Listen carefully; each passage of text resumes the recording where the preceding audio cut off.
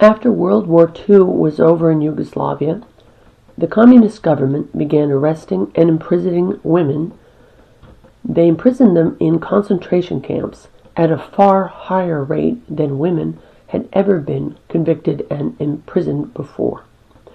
Women were convicted on bogus charges, which included trying to leave communist Yugoslavia over the border and writing relatives letters.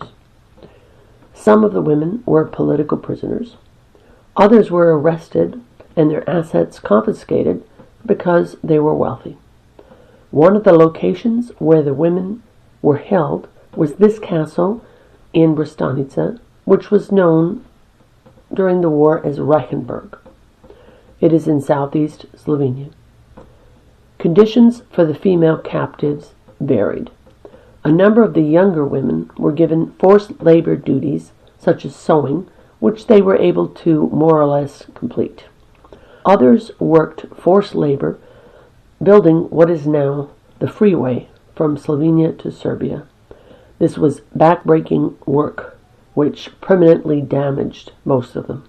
Still other women were held in solitary confinement. During this tour, the tour director saw for the first time where her grandmother had been imprisoned in the dungeon in this castle.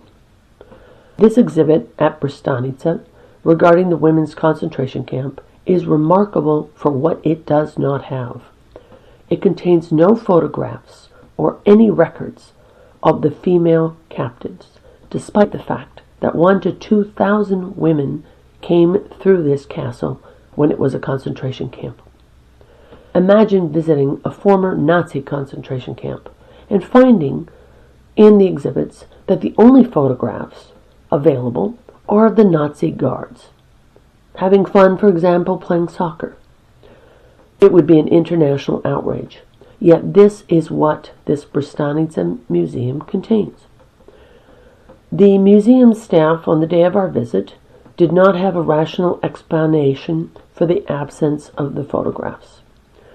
It did not have any records regarding the women captives and had no explanation for why those records were not requested and obtained from the archives of the Republic of Slovenia.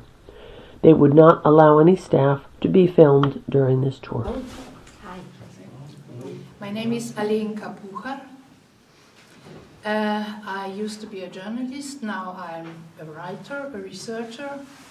I've written several books. And I edited a few of them as well.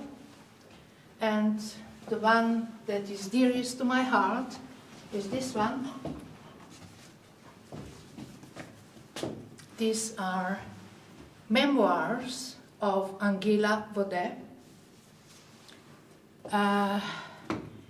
Her manuscript, written in the 60s,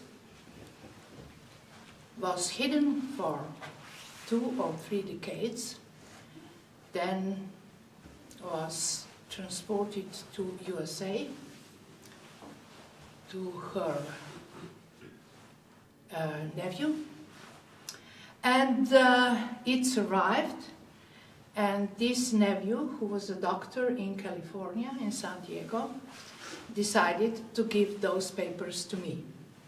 So I'm sort of granddaughter of Angela Puhar, as I like to think, a bed of luck granddaughter. I must say she never married. Angela is a woman who was imprisoned here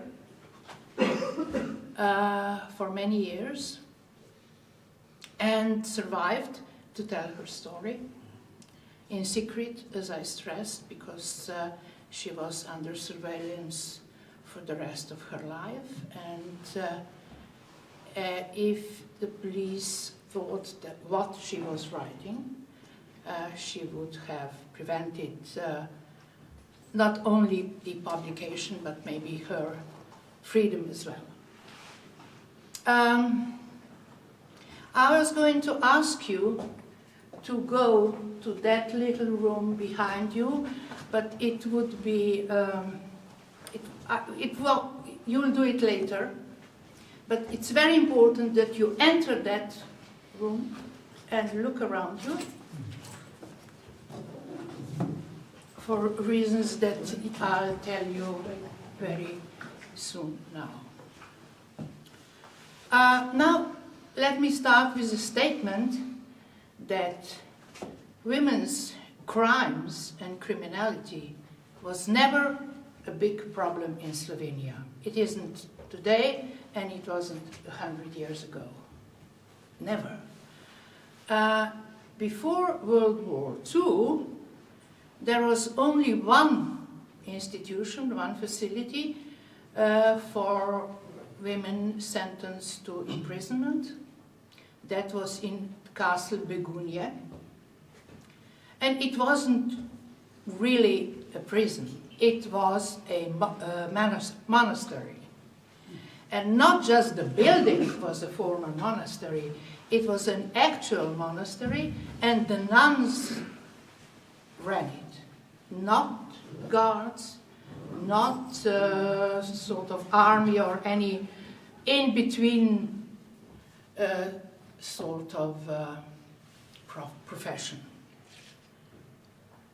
And Begunje, this monastery for criminals, female criminals, used to have approximately 60 to 100 persons every year. And they were not all of Slovenian origin. There were many of them from Croatia and Lika and Dalmatia and so on.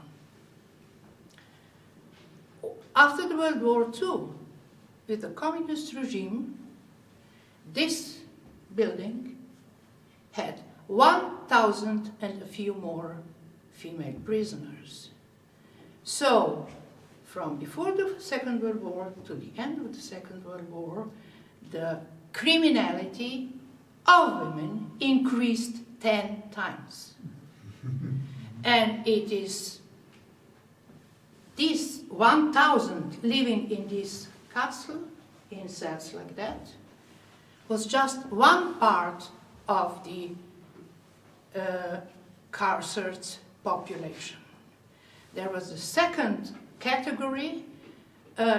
This castle had only sentenced, officially sentenced, or whatever, formally sentenced prisoners, while those who were called, so-called administratively or whatever sentenced were in various labor camps in other parts of the country. The most famous is Verdrenk, which is a destroyed German village in Rog. And there was the second category, those who were arrested and then under interrogation for time which was never precisely limited. They could be there under interrogation for even a year without any official crime being explained to them, settled, formally acknowledged, and so on. Now, what you see here are 3 rooms, 3 prison cells, let's say. And if you look around, and please tell me, do you see any female prisoners here? You didn't have the chance to go through this exhibition, but this is an exhibition devoted to their policewomen, to their guards, and not the prisoners. There are around 15, if I counted correctly, photographs which will show you women in new uniforms, women having very good time playing billiard, how do you say billiard, or volleyball. There is a cook, very happy, smiling cook behind her stove, and so on and on. And there is not a single picture of a female prisoner.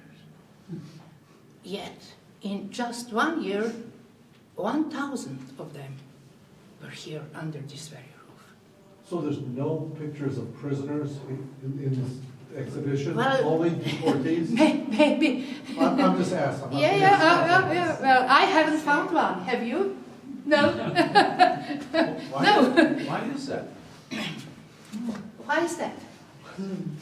I hardly say because I'm not the author, but probably also the documentation, I don't know, because I didn't see. Probably there is a lack of documentation connected with the prisoners, but I think Irena was talking with the women who were imprisoned here. I think she had a few interviews, also with guards. But the problem was that women want to forget to this part of their life, because when they came out, they were so scared of what can happen to them again, because like Mrs. Puhar said, there were so many of them imprisoned here who didn't know why they are here. For example, Angela Baudet had a trial, very strange one, but anyway, there was something.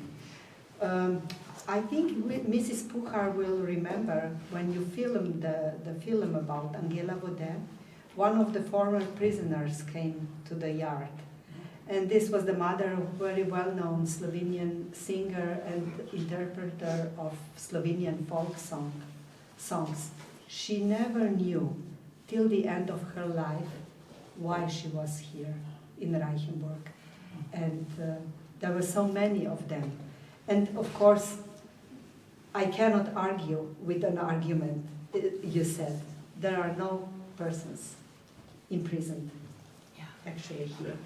Can I just mention that one of my aunts who was imprisoned here, both my grandmothers were imprisoned here, has never spoken with Irena, and my aunt is still alive, and she is very willing to talk to people about her experience. She has spoken with Mrs. Puhar, just to mention. Anyhow, in this absence of women who were imprisoned here, it's not only Angela Baudet, which I like dearly. There is another one, this lady here. Her name is Hildegard Hahn. She was an Austrian. And she was sentenced to death in 1948. In the trial was so-called the Dachau trial. 11 people were sentenced to death, and she was the only one who wasn't shot. Anyhow, the photographs I was talking about are not just prisoners after they left and were scared. They lived in fear before that and fear after that.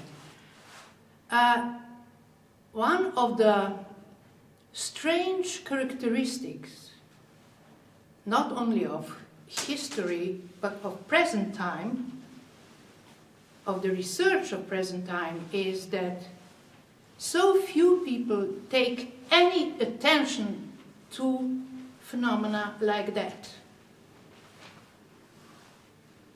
The research of repression under the communist regime is something that is not popular. That's a euphemism. I could say that it was strictly avoided, it was forbidden, and it is even today frowned upon. people who want to know about what happened, just simply what happened. How did it look like? What it felt to be in prison? People like that are not welcome and not acknowledged as doing something relevant at all. I have been trying very, very hard to find a picture of prisons, prison life, and I'm sorry to say I haven't found a single one. And I did really try. I know very well that every arrested person was put in front of a camera with a number across his or her chest. And a photo was taken, this mug shot. Do you call it mug shot? Right. Yes. I haven't found one single bloody mug shot of the women we are talking about, of that thousands and thousands who stayed here. And I haven't found one picture of women working, going around, sitting down, playing volleyball, or whatever. Not a single one. If you ask me why and how it comes, I think that they were probably destroyed. If ever they were taken, I wouldn't know that. But it's one of the sorry stories of our not so recent history. And something else before you start asking me questions. If you go to that room, you will notice 3 figures. And they are black, and there are no faces on their images. No face at all. So you will have no opportunity to look someone who was imprisoned here in their eyes. And their eyes will not be able to tell you anything. Okay? My grandmother was in prison here, and I looked into her eyes until she died. But is there a list, I know there's no photographs, but is there a list, an active list of prisoners that were here? And by year, asking the question. No? I don't know. I really don't know. I know that one of those prisoners is here in shape of a few letters. Her name is Gash. Yes. No, this is again a guard. It's not a prisoner, it's a guard. Yeah. A guard. It's a policewoman. Not a prisoner. I actually got a record of her imprisonment. So You do? there's records. Yeah. Who knows where they are, but I got one through a Well, long if you time ago. ever find them, Yeah. Well, I'm just saying. don't throw it away. Don't throw it away. I have records for all 4 of my You have 4 of them. relatives. Yes. Yeah. From the beginning, missing records the first year when they were in prison, as you said, without any charges and don't even know where it was. Maybe she went through Biegunia na Gorenskom, I don't know, but by 1949, they were in here for a year, one grandmother for 3 years. There's no photographs in the records, and I could not find a list, because I searched the archives of Republika Slovenia, of all the women that were imprisoned here. So none of them exist. What was Angela Bodet? What was the charge? What was her crime? She had a trial. Her crime was very interesting. She was a friend with some people who were thinking of opposing the communist regime, of letting the foreign politician know about what was going on. She wrote several reports on various forms of repression in taken place in Yugoslavia. And one of her very interesting crimes was that she and her friend wrote a letter for the Human Rights League in Paris, for Monsieur Herriot, informing him of several types of unpermissible cruelty and undemocratic behavior and so on and on.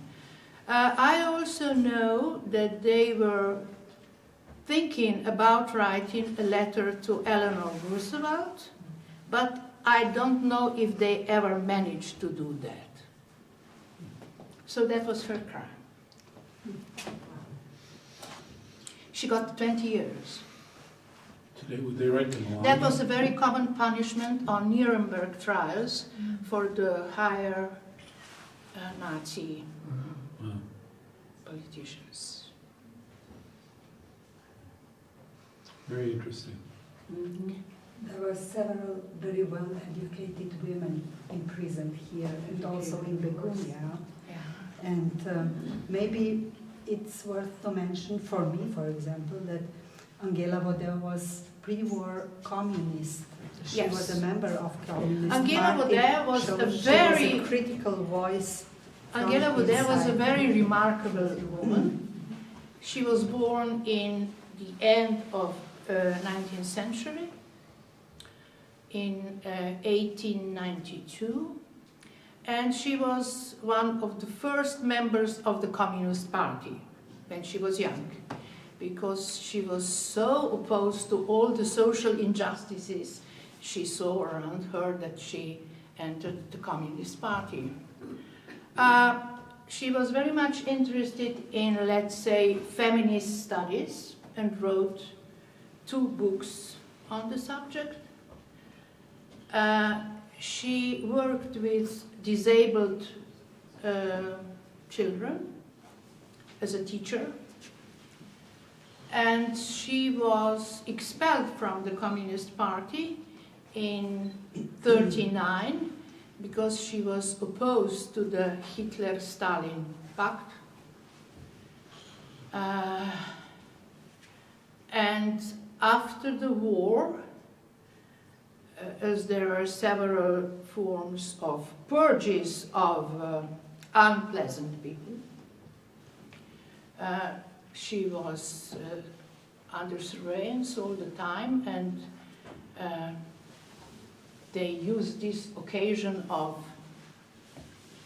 preparatory acts for some opposition activity that they arrested her, and well, as I said, she was sentenced to 20 years in prison.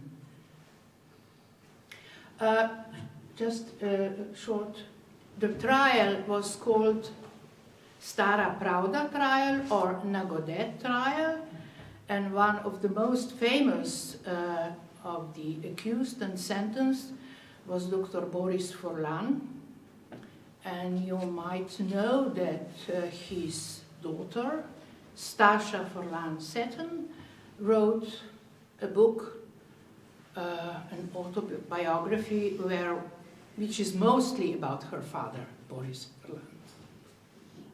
Okay?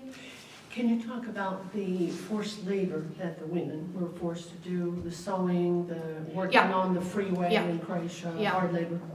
Yeah, well, all prisoners were compelled to work, and in this prison, in this castle, there were 2 types of work. One was farming.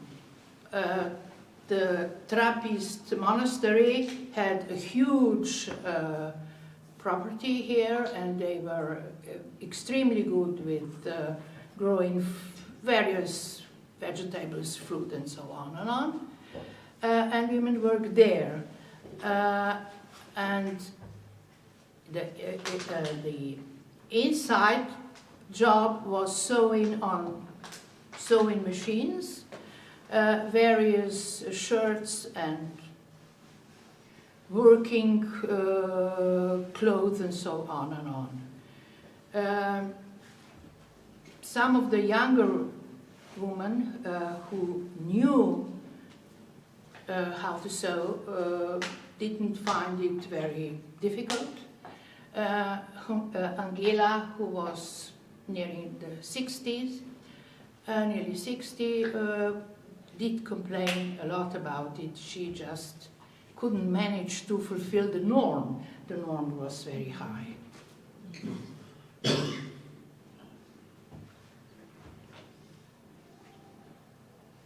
Others were required to go outside Yeah. and begin the freeways in Croatia. One of my Yeah, aunts who was yeah, young, yeah. it certainly destroyed her back after Yeah, a year and a half. of Yeah, hard labor. a few of the some of the youngest and more able were taken to Croatia, where the new motorway was being built, and their life was much more difficult than here, and the work was just awful. Let me say strictly. I'm going to talk about that. Was there any other, is there, let's say, sexual assaulting of the prisoners? Sexual assaults. I wouldn't know about the prisoners, but there certainly were sexual assaults during interrogation time, definitely. Yeah, but nobody wants to research it and nobody wants to discuss it. But I've read several confessions where I can guess that is what happened. Yes.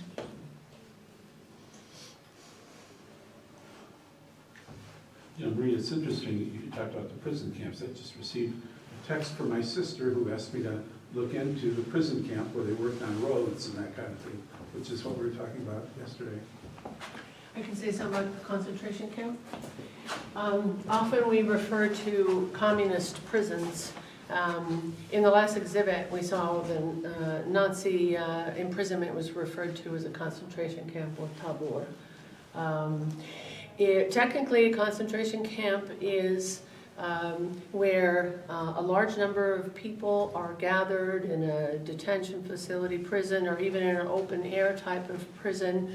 They're forcibly there. They're there for political purposes or because they're a member of an ethnic minority that's being persecuted.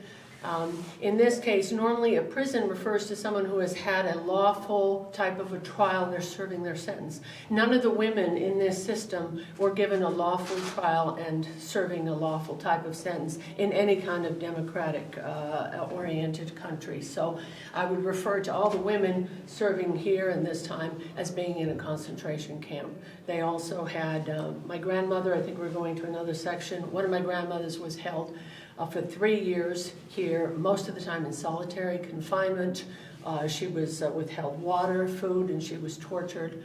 So it meets every definition of a concentration camp. Do you know what their reason was for doing that? Well, I know what, since I have the paperwork for all 4 of my relatives, why they were here. The two that came from Croatia were actually trying to escape communism at the border. They were set up by UDBA, the political police. But the main reason is because they owned a lot of property and they needed to put her in prison to confiscate everything, which was done immediately and at the same time. Her brother was also charged with a crime to free up the property, which was immediately taken. On the other side, they were convicted of writing a letter to my father in Trieste. So that's what their crimes were. Yeah. The reason for such a huge number of prisoners, even of female prisoners, was simply that almost everything was or could be considered a political crime. I mean, just, for instance, crossing the border without permit. The borders were closed, strictly guarded, and if you were caught, you were sentenced to imprisonment for many years. And there were certain years when this was the main crime in all the bulk of the possible crimes. Crossing or helping someone to cross the border. The same for when the mass collectivization of farmland started. Peasants were very much against it. And if they resisted, they could be accused of resisting or showing enemy attitude towards the regime or something like that. I mean, very fancy names to those crimes were given. Yes? Often I remember they were talking about saying something wrong. Let's say if somebody said a joke. Yeah, a which joke. was not Yeah, sympathetic that to was the also regime. a very, very common offense. Yes, you know, joking of the leading politicians who were extremely sensitive. And In yes, fact, my grandmother spent 4 years here, and it was because, first off, the neighbors were turning each other in, trying to get status or property. yeah, But her 3 children left Yeah. in 45, May of 45. yeah, So that was, Yeah. you know, and Yeah. her husband was in prison, he died, yeah, my grandfather yeah, died in yeah, prison. So yeah, yeah, that was yeah, her crime, that she had Yes. 3 children Yeah. that left. Yeah, yeah, yeah. Okay, yeah. Yeah. Okay, so look around.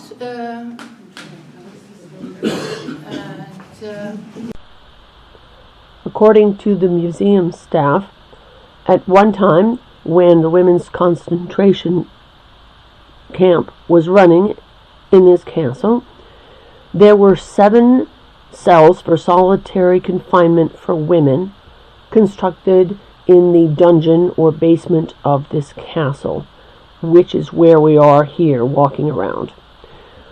I know that my grandmother was held in solitary confinement for 3 years and probably was in one of the cells here.